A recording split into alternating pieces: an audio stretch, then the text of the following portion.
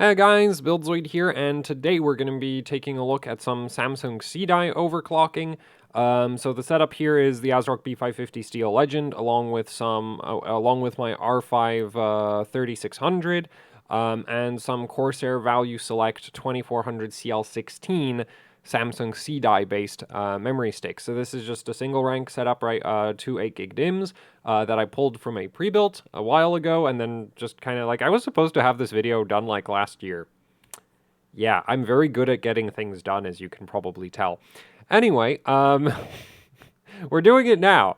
So yeah, as you can see, it's been running memtest for quite a while. We're at 600 and, almost like over 600%. So I'd consider this very stable. I've not run a combined load to test, so like a CPU plus memory test, because, well, I know for a fact that with the air cooler that we're currently on, the CPU wouldn't be stable with the settings that I'm running on it. So, yeah, but the memory, I'd say, is very stable. And it's also just 3600, so the memory control, like this CPU's memory controller should have absolutely no problem running these settings. So it's like, I'm not too concerned about going through the whole stress test procedure here, because it's mostly just a question of, is the RAM good enough?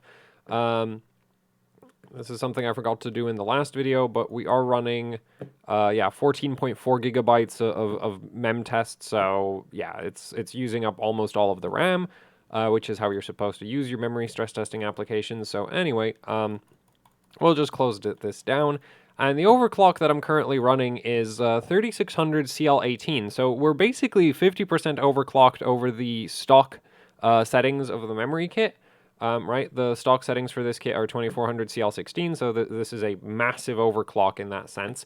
But the funny thing about Samsung C-Die is that it's actually regularly sold in a 3600 CL18 XMP spec, as well as 3200 CL16. So if you buy like a 3200 CL16 kit or a 3600 CL18 kit, especially if you buy a 3600 182222, there's a very high probability you're going to end up with a bunch of Samsung C-Die. And the good news is the time, like, it can actually do kind of decent timings. The bad news is it's not the primaries, and it also doesn't clock very high.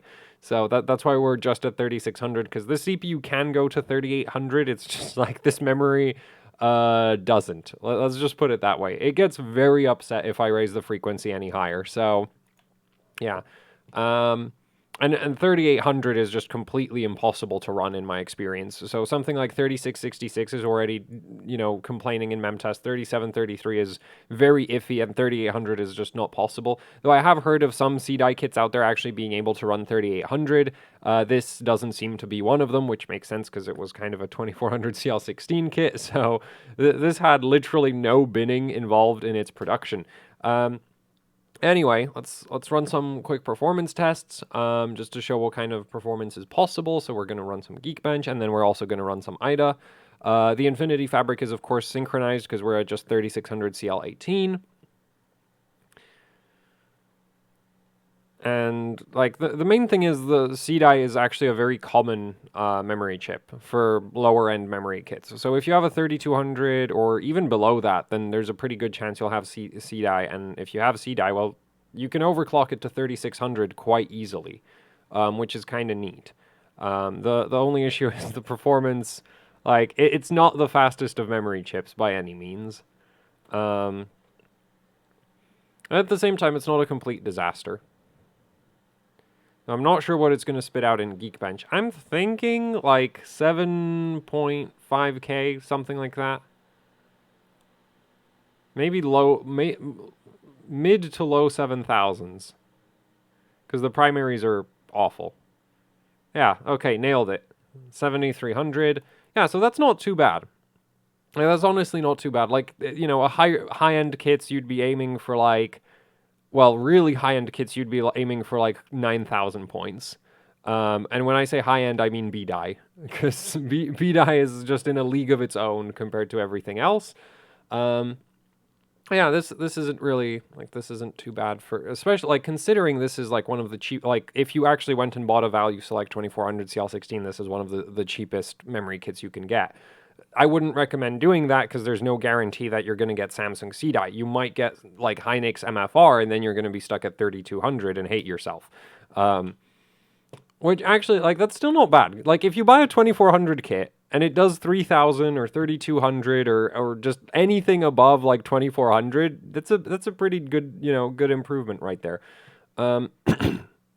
Anyway, so 7300, so that's not that's not a disaster considering like this is some of the cheapest memory you can really like find these days, or well, it's very common in cheap memory kits. Like the issue with cheap RAM is that it's everything under the sun, right? Like that's the whole reason I say don't buy 3200 CL16 most of the time, because you don't know what you're gonna get. Like you can get this, you can actually get Samsung VDI in 3200 CL16. It's very rare that happens, but it does happen. And then it's like, yeah, and then you actually have a really good memory kit. Do we have Typhoon Burner on this? Oh, we do. Because a common issue with Typhoon Burner is that it actually misidentifies CDI. Yeah, so as you can see, Typhoon Burner thinks this is Samsung VDI. It is definitely not Samsung VDI. And this is a very common issue with Typhoon Burner. It has no idea what CDI is. So if you have a memory kit that doesn't do tight timings and doesn't go like, if you have a memory kit that Typhoon Burner tells you it's BDI, but it sucks, it's probably not BDI, it's CDI. Okay, so that's something to be aware of. But anyway, yeah, let's just run the IDA tests.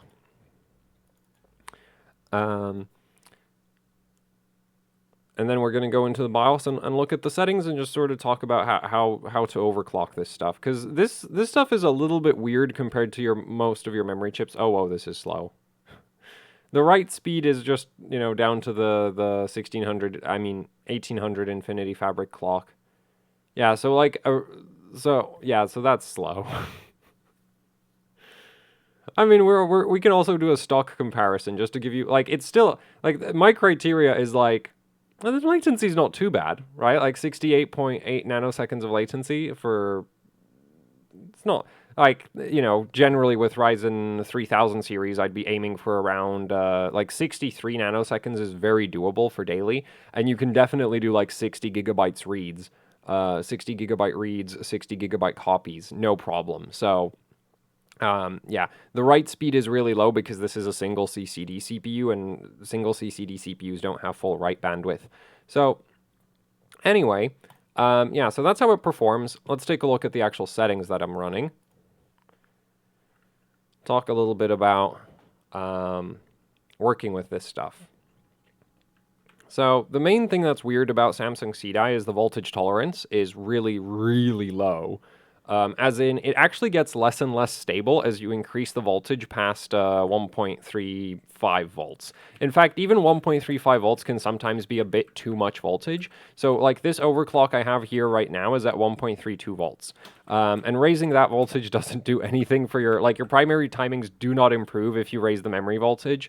So there's really no point trying to, like, running, say, 1.4 volts on CDI, you're probably hurting yourself. 1.5 volts on CDI, and I'll be surprised if it posts at decent speeds, which I will actually demonstrate that, because it's just one of those things that it doesn't sound like that would be well, I think I've shown some memory chips doing this, but normally I've shown memory chips doing it like in the 1.8 to 2 volt range. This stuff does it super early, but we'll get to that soon enough. So yeah, primary timings 18, 22, 22, 40. It doesn't go lower. I mean, I think TRAS could have probably gone lower, but the thing is, TRAS on its own doesn't really do much unless you can also run TRC, like low TRC, and the TRC is not too bad. Like that's the thing is, like, you saw the latency in IDA wasn't a complete catastrophe, and a big part of that is like the subtimings are actually kind of decent. Like, look at this TRFC. That's a 466 TRFC at 3600 megahertz, which is really not too bad. The SELs do 4.4. I don't believe they do 2.2. WR does 10. It doesn't go any lower than that, so, that's as low as it goes. WTR's 5.10. I'm not sure that the 10 is, like, that the 10 is minimized, but the 5 is. If I set that to 4.8, it won't post. TFall 16, it doesn't make, like, you don't gain any performance for setting it lower. TRRDL at 6 because I'm lazy. TRRDS at 4 because, yeah, it does TRRDS 4, so that's cool. RTP 8, TCWL 18 because, well, TCL is also 18. So, yeah, like, it's you know, like, oh, and TCKE1, of course. And then we have power down disabled and gear down mode enabled for stability. So, yeah, like, your primary timings are garbage. That's the defining feature of Samsung CDI, in my opinion, is like, yeah, you're going to be stuck at like 18, 22, 22, 22 or something. Maybe, you know, if you have one of the kits that goes to somewhat higher frequencies, you might be running like 1823, 1824 maybe even. I'm not really sure. My kit really doesn't like going above 3600. Like, I can run benchmarks at 3666, but there's no, like, getting it stable at 30. I've not stabilized it at 3666, like, at all. And it's 3733. It's just, no. That just doesn't work on my kit basically at all. Yeah, so you're probably going to be looking at timings like this, which is, funnily enough, that's the actual XMP bin for this, is like 1822. I think it's 1822.39, not 40, but that won't really make much of a difference to the performance. So, yeah, and then for the CPU voltage settings, we're just looking at sort of the standard mix, 1.37 volt. Like, we are running the CPU. Like, this is why I said that we can't run a CPU stress test, because it's going to crash with this much voltage, and also the 4.325 gigahertz. But anyway, the main thing is the SoC voltage, right, which is at 1.15 volts with level 2 LLC. Generally, for best memory overclocking performance, you want your SoC voltage somewhere between 1.1 and 1.2. 1.15 is right in the middle of that, so that's where it's at. Yeah. Anyway, so that's kind of it for the settings. You know, you can. Honestly, you could probably copy my timings here for if you have a Samsung CDI kit, you can probably copy my settings. There's probably, I think there's a smidge more headroom in the TRFC. But I'm not 100% on that. It definitely doesn't go below 400, but I'm not entirely certain that it wouldn't do like a 455 or a 444 or maybe a 433. You might be wondering, Buildzoid, why are you decreasing the timing in you know, increments of 11? Well, 433 is easier to type than like 430 because 0 is on the other side of the keyboard. And a lot of the time when I'm shooting videos, I'm typing with one, like I'm controlling the BIOS with one hand. So yeah, that's the logic behind me using timings like that and this. It's just like, the less I have to move my hand around the keyboard, the less difficult it is for me to punch in timings. So anyway, also, like, you know, a couple ticks of TRFC just doesn't do anything. Like, it's a 3-digit timing, so what you have at the end of that barely makes a difference. Like, a 462 is not going to make a measurable performance difference compared to a 468 or a, you know, 461 or I said 461, right? So yeah, 466 it is because I'm lazy.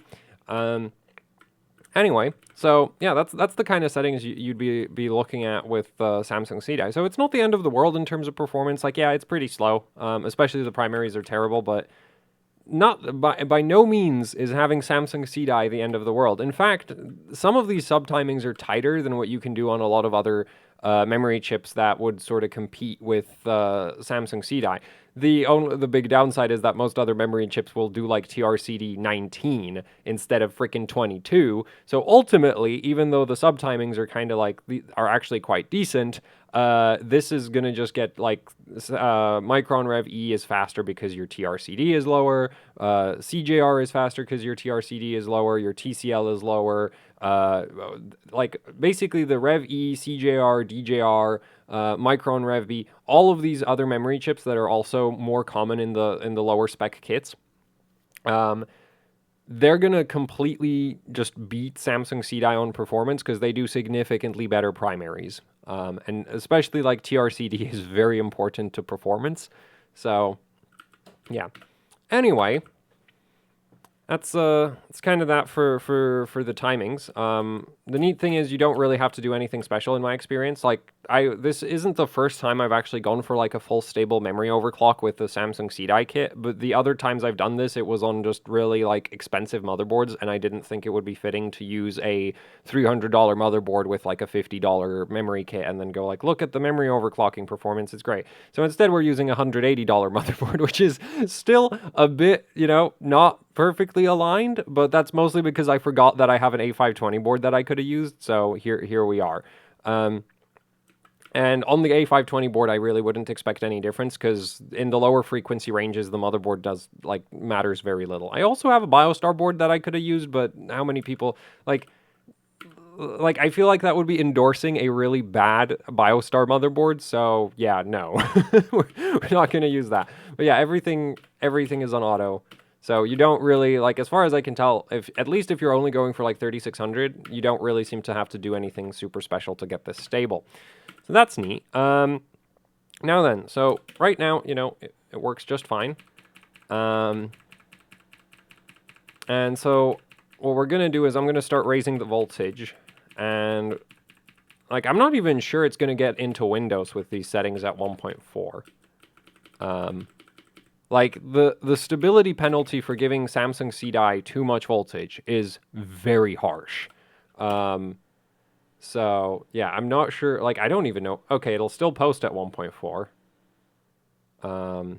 Yeah, and we're going to try run some mem test, and I expect to start seeing errors very, very quickly. If we keep raising the voltage, eventually it stops turning on. That's one of the easy ways to sort of check if you have Samsung C-Die is to go to a moderately high frequency and then raise the voltage really high because it stops working. At low frequencies, it actually works okay all the way up to 1.6 volts. And by low frequencies, I mean 2400. So unfortunately, you can't just go at stock and then punch in 1.6 volts and see if it stops posting. Though there are memory chips that will do that. There are memory chips out there that if you give them too much voltage, even at a very low frequency, they'll just stop turning on completely. It doesn't it shouldn't really damage them to do that, but it's probably 1.6 volts is kind of on the high side of ways to test that. So yeah, also it's not a temperature thing. This is just Samsung C-Die hates high voltages. And now it's not going to error because I pointed the camera at it. Or maybe this board is runs slightly less voltage. Oh, there we go. Yeah, so there's your first error. So, and this gets worse as you keep increasing the voltage. So, yeah, second error. So you get the idea. So now it's unstable. And all I've done is raise the voltage 80 millivolts. And now we're going to bump up the voltage another 100 millivolts, and hopefully it doesn't turn on. It's ideally, actually, you know what? Let's bump it up 1.45 volts just so you can, I'm not even sure that it'll still post at 1.45 volts. Because the thing is, the way I checked that this is C-Die is I literally just whacked it with 1.6 volts at one point in time. When I first got the memory kit, because just for fun, try overclock it. The thing is, a lot of people are super focused on knowing what exact memory chip their memory sticks have, and it's you don't, back in the DDR3 days, it was basically impossible to tell what memory chip your memory sticks came with unless you took the heat spreaders off, because the SPDs wouldn't contain any information. So what Typhoon Burner does in order to misidentify this memory stick as Samsung B-Die is it reads the SPD, and then from the information in the SPD, makes a guess at what memory chip it's using. And the issue with DDR3 is that the SPD would basically not contain any information at all. It would contain your JDEC timings, an XMP, and that's it. Maybe it would also include a manufacturer name and a model number, but that's about it. It wouldn't really contain anything else. So I'm surprised it's still running. Though we should start seeing quite a few more errors now. Oh yeah, so now it's a lot worse. Oh, whoa, it is a lot worse now. Yeah, so, as you can probably tell, the memory stick is very unhappy about this, and I'm expecting a blue screen any second. So, yeah. And so as you keep raising the voltage, the stability just keeps getting worse and worse and worse. And I have tried to, cool the sticks, fiddle with termination settings, fiddle with the termination voltage. Nothing does anything. It's just C-Die hates VDIM. So anyway, if we go up to 1.5, it'll probably still turn on, right? Yeah, so it still turns on, but at this point I don't think we need to go into Windows to demonstrate. Actually, I wonder if it'll even make it into Windows.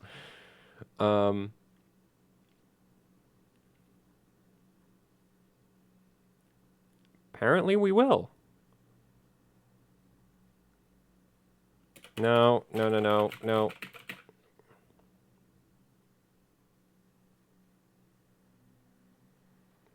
I must say, I'm very surprised. I was expecting it to, like, I've had it, like, not load the BIOS on some motherboards with too much voltage. So I'm surprised we're still making it all the way to here. Oh, there we go. So that just, we didn't even get a chance to see the errors happening.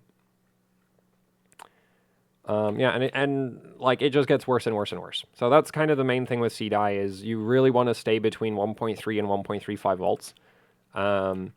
Maybe 1.37. I'm assuming like the thing is this voltage tolerance behavior should be subject to the silicon lottery, like basically any other operating parameter of, you know, semiconductors.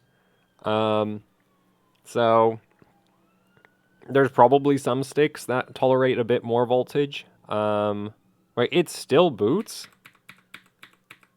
What the hell is this board doing? Like, this shouldn't be turning on anymore.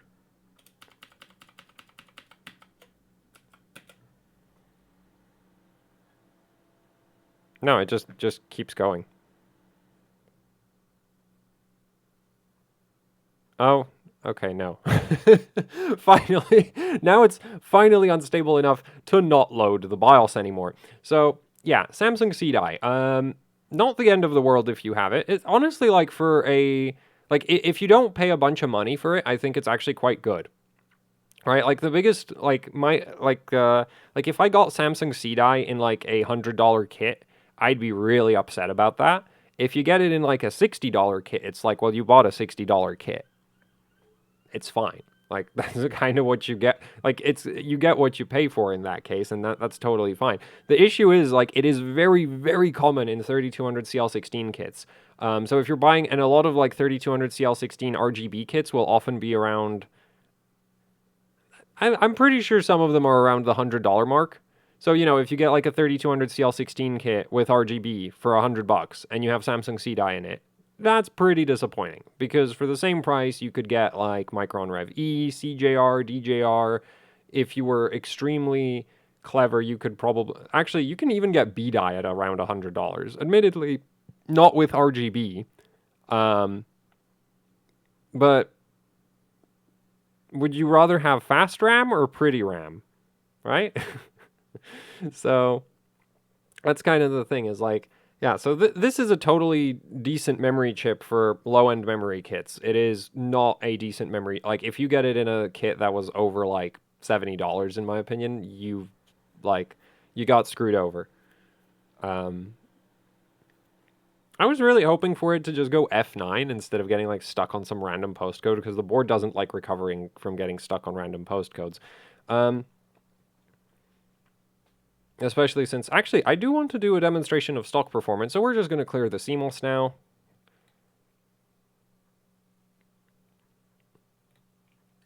I'm not sure if this board needs the power supply turned off for that. Hopefully it doesn't.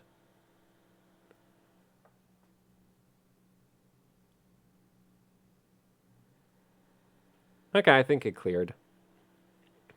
Anyway, so as you can see, I wasn't using a cheater fan on the memory sticks to keep the operating temperature down during the mem test.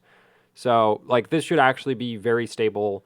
Well, I guess I could have done the hairdryer test with these while they were running to see if they're, like, temperature sensitive. But, too late for that. Too late for that now. So, anyway, I'm just gonna, like, I have to reapply the CPU overclock. That's why we're going back into the BIOS. But yeah, so stock on these is 2400 CL16. Set that to 100. Manual, 4325. Actually, we can leave that on auto. And then, actually, leave that on auto as well. Fixed, 1.37, level 3. I hate how ASRock's BIOS, yeah, it changes your LLC setting without asking you about it, which I think is really, like, BIOS, I think that's just annoying. Like, it's not a huge deal, but it's like, don't do that. Please don't do that. And that's it. Yeah, that's all we should need. So, yeah, so previously, you know, Geekbench was getting like 7.3 thousand points. memory score. So now we should be getting like 4,000, maybe 5,000 points. So huge downgrade. IDA's also going to be way slower. I think we should run IDA first because I think most people... We're going to run IDA first because most people are like gigabytes per second makes more sense, even though IDA is definitely the more synthetic of the two workloads. So like IDA is less relatable to actual like real world performance impacts compared to Geekbench as far as I'm concerned. So that's why I don't normally use it. Okay, Windows, there's nothing to fix. There's nothing to fix. It's just, another day of me overclocking RAM. I should disable that someday.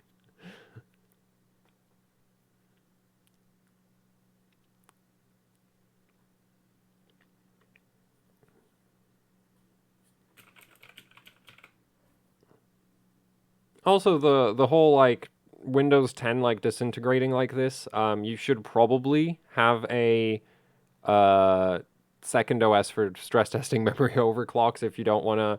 Like, I've only broken like one, like properly broken only one Windows 10 install so far, but whereas I've never broken a Windows 7 install, funnily enough. And why isn't the mouse working? This is a 3000 series on an old BIOS. This really shouldn't be an issue. The keyboard works. Why doesn't the mouse? You've got to be kidding me. Like, we're at stock. I guess the memory overclocking did break something for once. Might have broken the mouse. It's new. Let's try the other mouse. Which, this mouse... Yeah, so this mouse works. And this one normally has a bunch of issues, so that's super whack. Anyway... like, I've stopped using this mouse because this one actually has problems, like, constantly these days. Or at least it has problems with all the other boards all the time.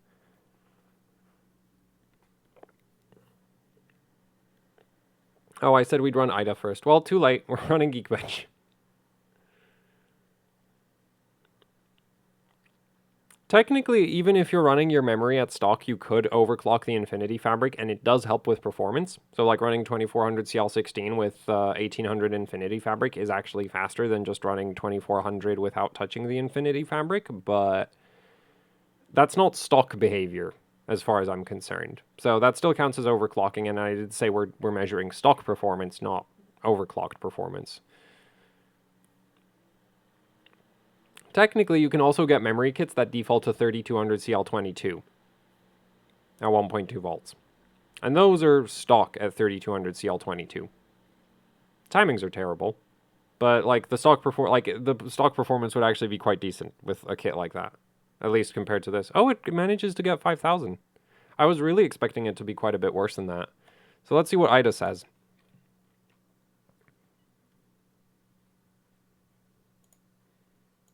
Now, still, like, that's a big performance uplift in Geekbench. Like, it's almost 50%, right? Going from 5,200-ish points to 7,300 points.